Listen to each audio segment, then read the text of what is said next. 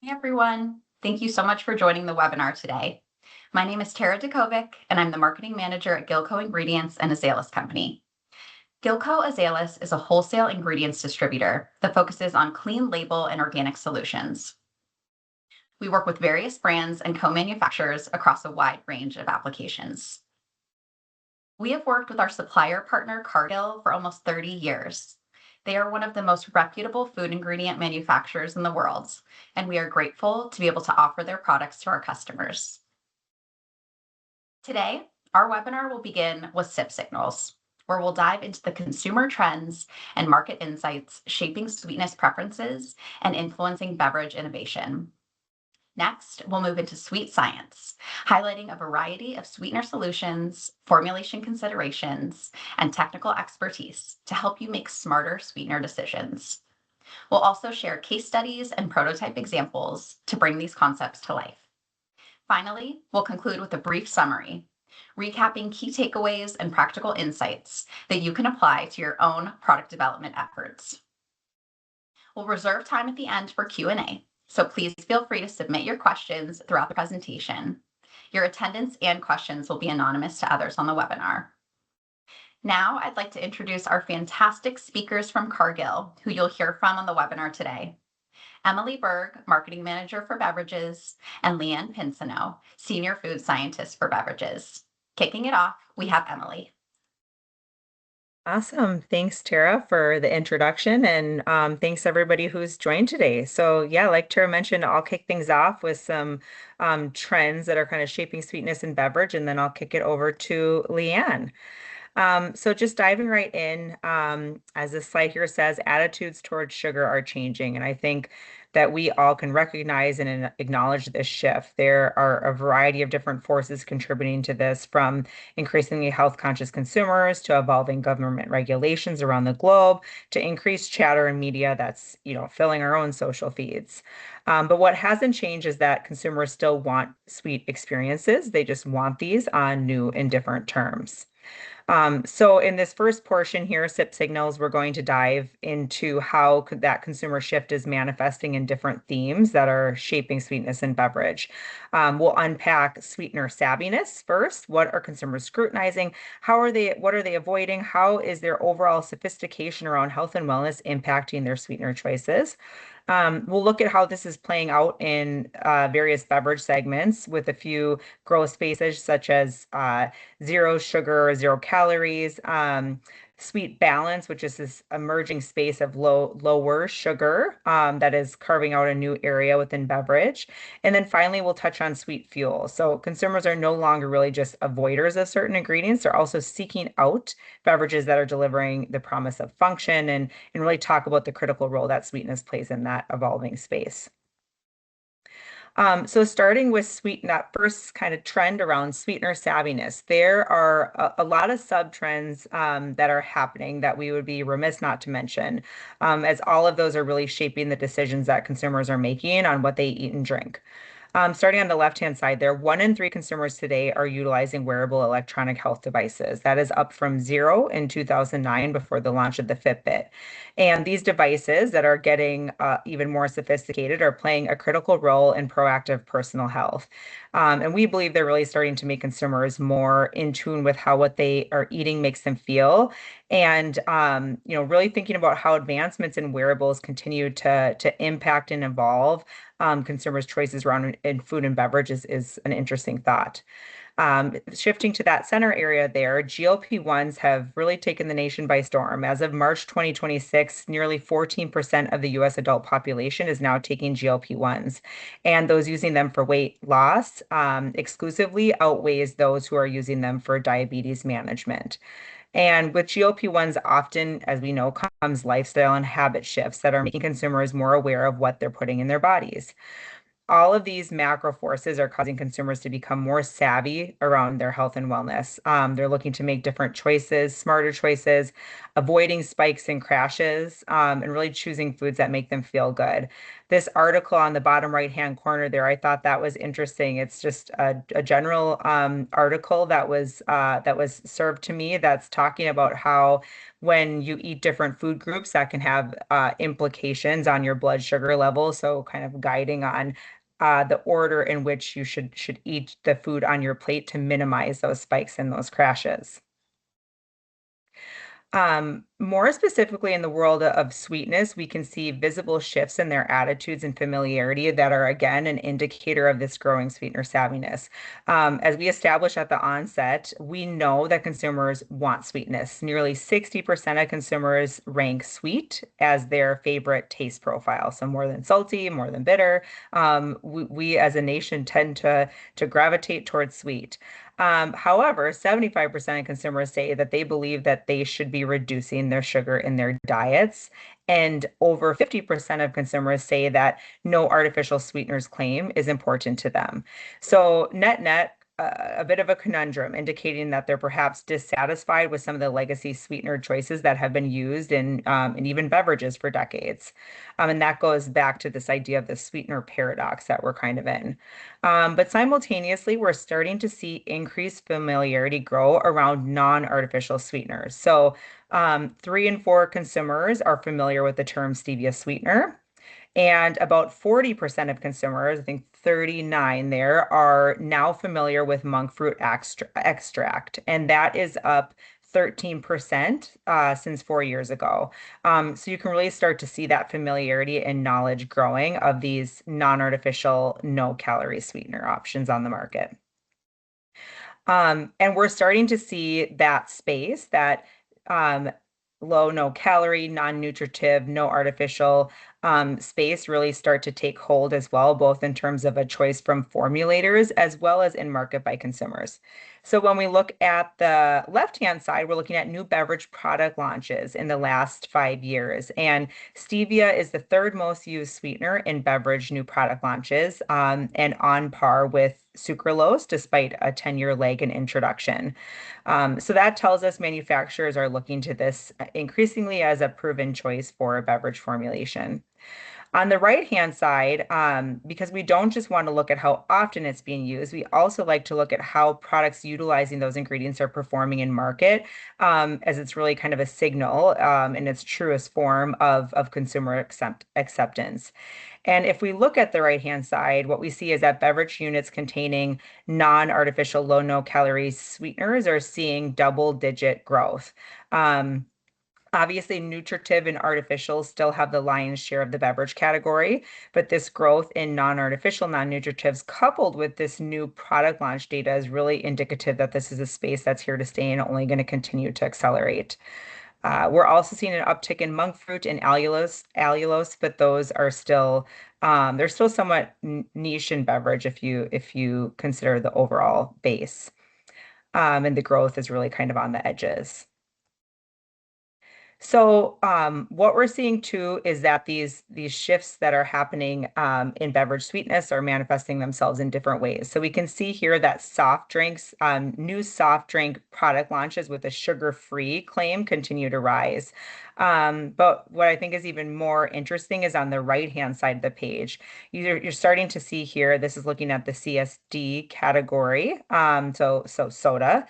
A decline in the percent spend on regular and full calorie CSDs, but growth in 0 calorie CSDs. So your diets are kind of hovering along, so to speak. And I think that's because you're always going to have your diet diehards that are not going to change. But zero is an interesting space because it's that arena we tend to see more sweetener systems being used in, more combinations, and with more of the North Star being to emulate a full sugar-like taste and mimic more closely regular full calorie sodas, whereas diets have historically had more of a distinct flavor profile. So this goes back to that umbrella theme of consumers wanting sweet experiences, that they just want them on new terms. The generation piece here I'll also call out as interesting as well. You do see some movement in boomers, but then when you look at younger generations like Gen Z and millennials, this is really signaling that there is a major shift kind of happening in the category. But nothing is ever black and white, as we know. Beverages used to be more cut and dry. You had your full sugar and your no sugar. But there is this new interesting middle ground emerging of lower sugar or reduced sugar. And it's interesting if you look at this data. It's amazing how words can have such an impact on consumers.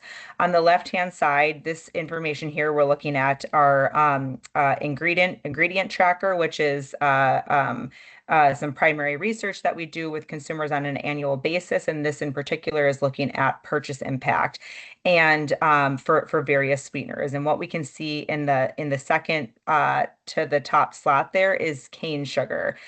So cane sugar followed by stevia sweetener, while sugar itself falls lower down the list in terms of purchase impact for consumers.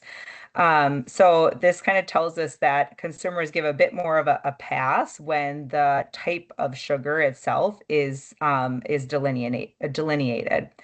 Innova recently launched a report asking consumers to rank naturalness, their perceived naturalness of sweeteners, and cane sugar topped the list as a sweetener that consumers perceived as natural. And we are seeing this play out in the market as well in recent beverage product launches that are, kind of touting their use of cane sugar. Often we're seeing those being combined with high intensity sweeteners, which is really unlocking this space of lower sugar relative to full calorie sodas or other applications in beverages as well, where brands are really touting their grams of sugar. And this plays a crucial role in this emerging space as it's, really enabling formulators to deliver adequate sweetness while using lesser sugar. On the right-hand side, you can see there's some nice growth of beverage product launches containing stevia, containing erythritol. Cane sugar is seeing a positive growth as well, whereas beverages with more of your traditional sweetener options have either seen more modest growth or some of them are in the decline. This here is just showing that the reduced calorie space in CSDs. What you're seeing here is that it's still very niche. It's only about 3% of the soda category. But what you see on the right-hand side is that it has seen exponential year-over-year growth. And this is really sort of an in-market case study of this kind of appetite for this space of lesser sugar in beverage. But we're not just a culture of avoiders anymore. We are also, we want out with the bad, but we also want in with the good. And so this notion of seeking is on the rise with younger generations really being kind of pivotal to the success or leading the charge of this idea of seeking or positive nutrition, functional nutrition. So 1 in 4 consumers are seeking products that boost nutrition, and more consumers are continuing to kind of embrace this idea of food as medicine. And beverage is not exempt from this trend. So if anything, it's actually leading the charge. In 2025, we can see an uptick in beverage new product launches making a quote active health claim. So this is how coming from Innova's database, how they're defining an active health claim. So a significant jump from 2024 to 2025 as this kind of notion of functional beverages really is taking off and accelerating. And these functional benefits are really modernizing traditional beverage categories. Beverage products with functional positioning are outperforming the categories. So if you look on the left-hand side, we're back to carbonated soft drinks here. In that example, the reduced calorie segment is growing at a significantly faster pace than traditional CSDs.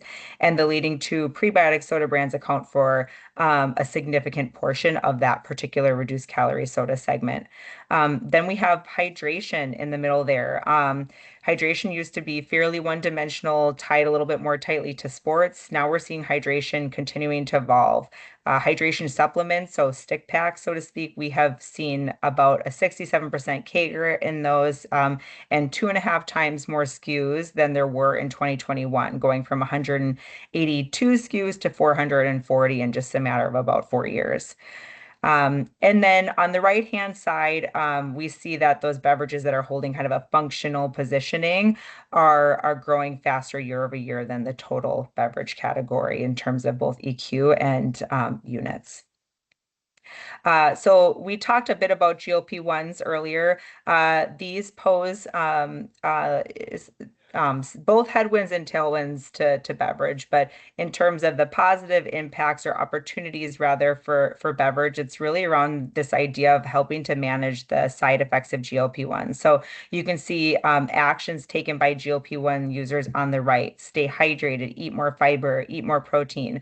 Beverages, in some degree could be kind of a multitasking vessel to deliver consumers some of those nutrients or hydration that they're seeking while taking GLP-1s. But as we know, taste always reigns as the most important in beverage, and in food as well. It's the top driver for food and beverage decisions. And we know it's even more imperative when we think about repeat purchase. But oftentimes, functional ingredients, as we know, can come with off notes. So a few examples here on the right-hand side that showcase some of those really unwanted taste attributes that are found in functional ingredients. Things like L-theanine to vitamins to caffeine can have particularly bitter off notes. But when you pair great taste with those functional benefits that consumers are seeking, that's really where you kind of hit the sweet spot, and you have a successful product that goes from just trial to repeat purchase. So I think that this idea of kind of trying to strike that balance as this category of functional beverages and just beverages as a whole really takes off is super important. And I think that is actually a great segue to Leanne to kick us into sweet science. Again, thanks to Emily. I think that what she presented there really frames up what we as food scientists are thinking about when we are formulating beverages. So with that, I want to dive into some of the technical side of sweetness solutions. And so to start, just kind of presenting a holistic approach to what we think about when we're formulating beverages and what do our consumers want? What does the brand want? So sweetness intensity, how much sweetness are you looking to deliver? Sweet sour balance. Are you putting acids in your drink? That needs to be balanced out by sweetness. Do you need some complementary sweeteners in there to help make your profile what you desire it to be?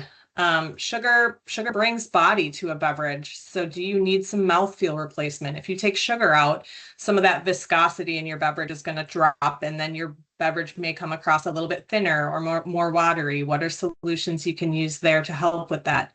And then your consumers are probably demanding certain things from your product. Is that non-artificial?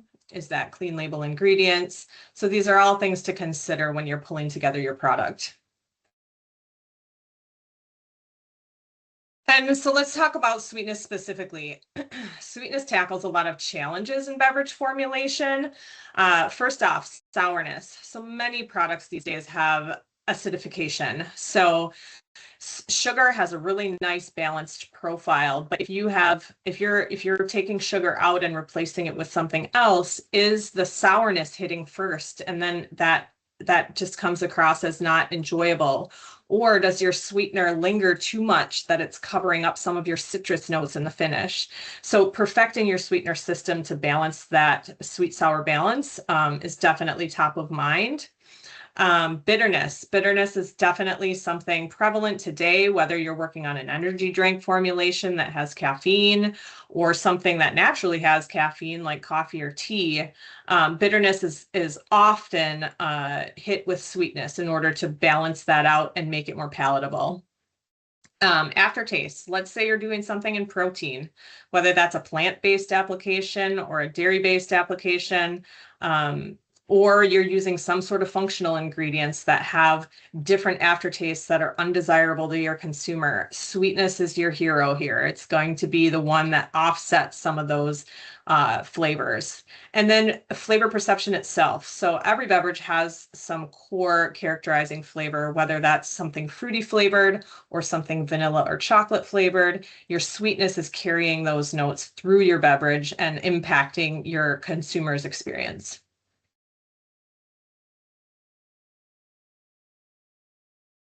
So just overall here, this is the toolkit for sweetness. This is overarching. So you have your nutritive sweeteners like sugar and high fructose corn syrup. Even juices are used to deliver some sweetness here, but they're also delivering calories. And so many consumers are desiring less sugar in their drinks. So how do we get there? High intensity sweeteners are doing the lion's share of the work. If you're taking sugar out, these are your tools that are going to be able to deliver that intensity back. So you've got non-artificial options like stevia and monk fruit, and then you have the artificial lineup, sucralose, aspartame, ACE-K, etc. On the right, you have polyols and rare sugars like erythritol and allulose. Those are most commonly seen in the beverage space. And these are complements to help make the best tasting profile when you pair them with high intensity sweeteners. They also have the added benefit of having some bulk to them that can add back mouthfeel.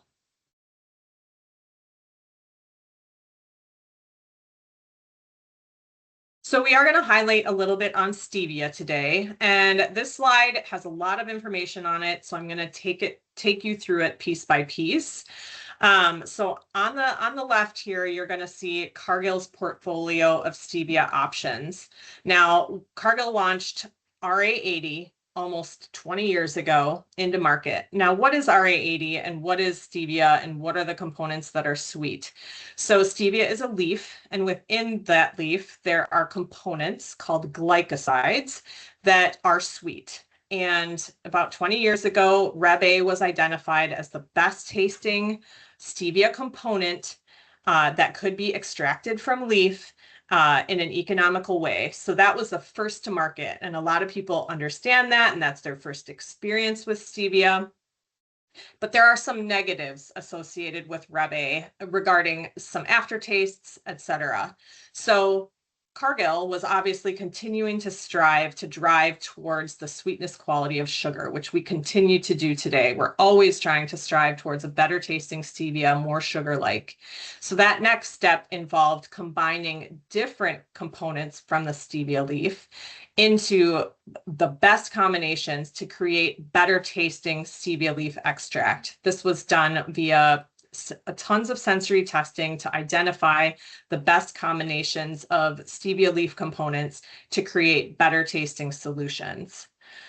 Following that, a glycoside in the leaf called Reb M was identified, but it is in really small quantities in the leaf. So it is not very practical or economical to get that component from leaf. So Cargill's solution for this is to make Reb M via fermentation. And there's different companies doing this different ways, whether it's bioconversion or fermentation. They're more economical ways to get Reb M as a sweetener for use practically in formulation. So Eversweet is Cargill's fermentation-derived Reb M based sweetener. From there, we drove to the next level and we combined that stevia sweetener with a botanical extract called Clearflow. Eversweet alone has some limitations in terms of dissolution and solubility.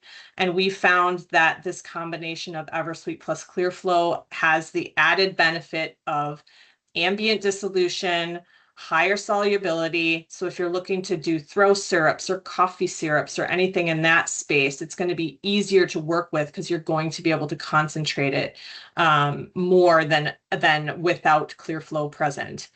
In addition, it also offers benefits of flavor modulation, which I'll talk a little bit later in the presentation. But this highlights the portfolio and Cargill's efforts to continue to drive towards better tasting stevia options. So it's always great to get samples of these and taste them, because if you have RA80 or RA95 in your brain and that's what stevia tastes like, boy, it tastes way better today if you try some of the more advanced products.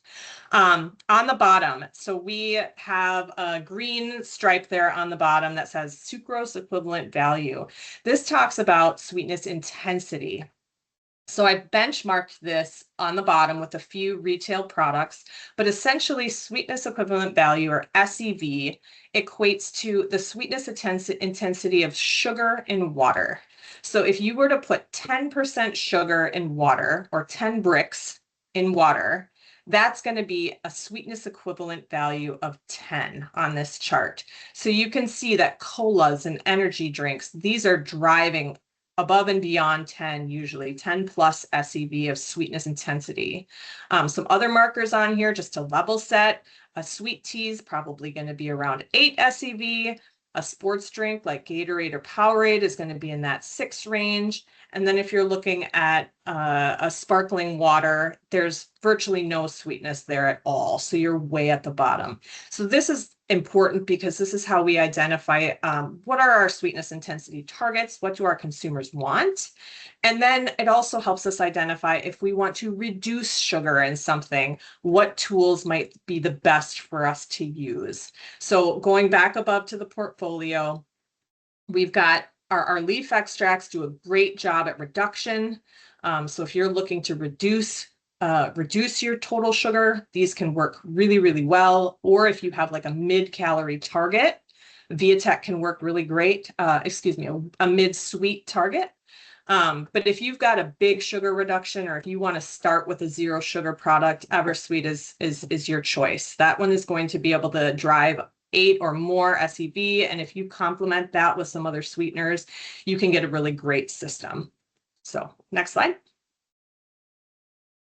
So just to build a little bit more on EverSweet Plus ClearFlow, that's the newest product in Cargill's portfolio. I covered off on the operational efficiency. So this helps with dissolution. It helps with solubility. It helps with stability in concentrates, which is excellent because Reb-M has some challenges there when EverSweet has some challenges there without ClearFlow present. But also I wanted to build on the taste. So ClearFlow also brings some taste modulation properties that we've demonstrated in sensory testing that shows, let's say you're formulating for this consumer desire for function in their beverage, and you're using some active ingredients that are bringing some notes that you don't like. ClearFlow has been shown to reduce bitterness. It's shown to reduce vitamin mineral notes, and overall brighten the characterizing flavor. So it's been a really great tool to add to our toolkit. All right, so next I'm going to dive in a little deep into the technical side of sweetness performance. So this slide covers sweetness dynamics. So what we have here on the left is sweetness intensity. So we balanced all of these out at 6.5% sucrose. So that level of sweetness intensity. And now we're looking at timing. So sucrose comes on really quick. It stays for a little bit, and it does not linger. So this is the gold standard and the benchmark. So now we'll walk through the portfolio and show you how we've been driving towards a more sugar-like flavor profile with our stevia portfolio. So next is RA95. So this was the first to market. It has a similar profile to sugar, but the timing is shifted. So here's where you may see issues, like if you have an acidified beverage, it's gonna, like, that sourness may come on before the sweetness comes on. And these are things then you have to balance out with complementary tools. Next up is Viatech. So here you can see we're trying to drive that sweetness onset, how quickly your tongue perceives sweetness to be more sugar-like. We achieved this with Viatech, but on the other end, we got some sweetness linger as well. So next in is EverSweet. Again, driving towards faster sweetness onset. So now we're getting closer and closer to a sugar-like onset, but we still have some sweetness linger. Last, we have EverSweet Plus ClearFlow. And this one is getting us even closer. So we feel like this one has the fastest onset, and also that ClearFlow is helping clip off that sweetness linger. So you're getting a more rounded profile of sweetness dynamics. So we're constantly driving at a more sucrose-like profile, and it's a big challenge to achieve, whether you're talking about a stevia lineup or whether you're talking about an artificial lineup. So we'll cover that next. So again, we've looked at this before. So now we're balancing sucrose and EverSweet. Now let's take a look at a couple of artificials. Next up is going to be sucralose. Okay, you're going to notice here that sucralose has a pretty close sweetness dynamics profile to EverSweet. They both come on pretty quick, but they both have lingering sweetness. Then the next one we're going to add in is Ace K. So now people are going to look at this and you might think, wow, look at that. That looks like sugar. Why aren't we using Ace K all the time? And the reason for that is this is only covering sweetness and how it's perceived in your mouth. It's not covering any of the other attributes that come with these sweeteners.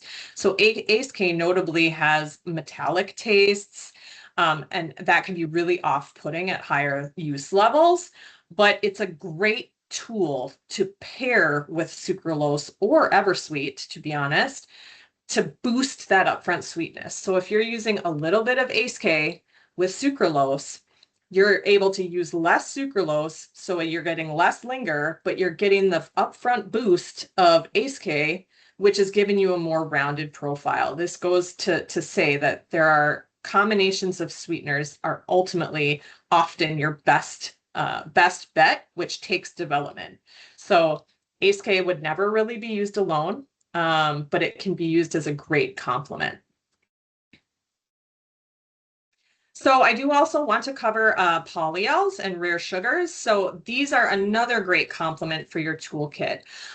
They are about 70% as sweet as sugar, but they are also more bulky. So they look more like sugar physically. If you see that bowl of sugar there, erythritol and allulose look similar in that granulated format. So you can use those and they're actually going to add bulk and mouthfeel back to your beverage, but they also do a really nice complementary job with stevia sweeteners or any high intensity sweetener, really. They're going to bring some upfront sweetness, and then they're going to allow you to use a little bit less of your high intensity sweeteners, so then you won't have as much sweet linger. So they can be a great tool for complementing high intensity sweeteners. All right, so next I just wanted to cover off on a couple of case studies. So building on some of what Emily talked about these functional beverages, beverages with benefits, consumers are really looking for function in their drinks. And with function comes active ingredients, comes the technical challenge of taste. Next slide. So we developed a prototype called the Calm and Focus beverage, tangerine ginger flavored. We were looking to deliver on the actives of Calm and Focus without caffeine. So we leveraged ashwagandha, citicoline, L-theanine, and magnesium. Ashwagandha is known to have kind of sort of like an earthy undertone. L-theanine can be a little bit astringent or bitter sometimes, depending upon the use levels. And these are things that you have to combat with your sweetener and total formulation system. So what really shined here was our EverSweet Plus ClearFlow. So as I mentioned before, ClearFlow not only has operational benefits, it also has taste benefits. So what we saw here is that it's helping reduce some of those negative attributes of the active ingredients in this drink, creating a really drinkable, enjoyable beverage that also delivers on function. Case study number 2, so modern sodas. Emily talked about how fast this segment is growing, and it started with fiber sodas, and now we're seeing clear protein sparkling fiber sodas. You know, we're really getting more into delivering on function as our consumers are asking for in different formats. So we need to deliver on great taste. We're looking to deliver on that function, and then there is a lot of interest on clean label in this space. So whether that's cutting sugar, having no artificial sweeteners, colors, flavors, etc. So next slide.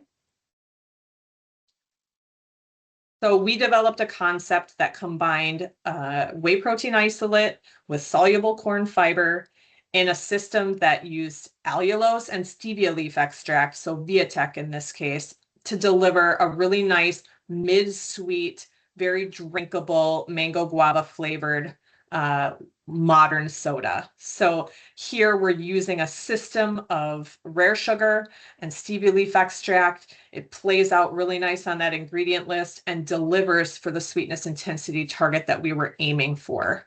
So with that, it just kind of builds on what are your concepts needs? What are you trying to deliver? What are the challenges?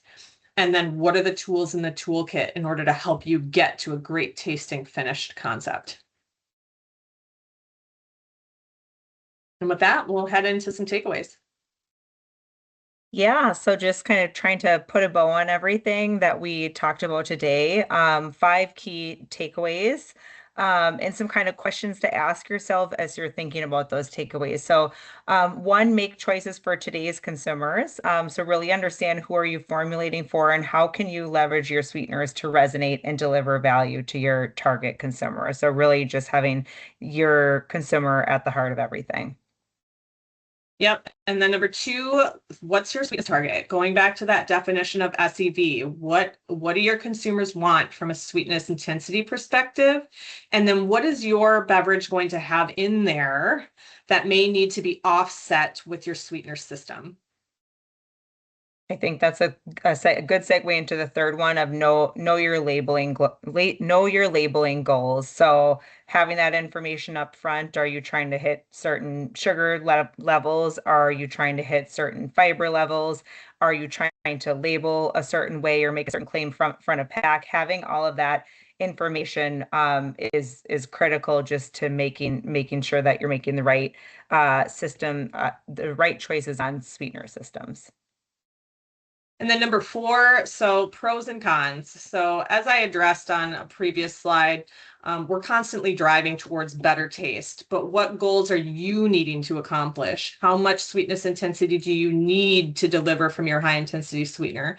That's going to drive your choice.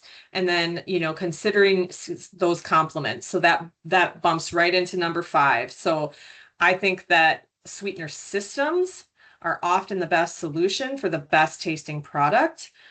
So you need to define what sweeteners are on the table for your product, and then how do you optimize those combinations to create the best tasting product?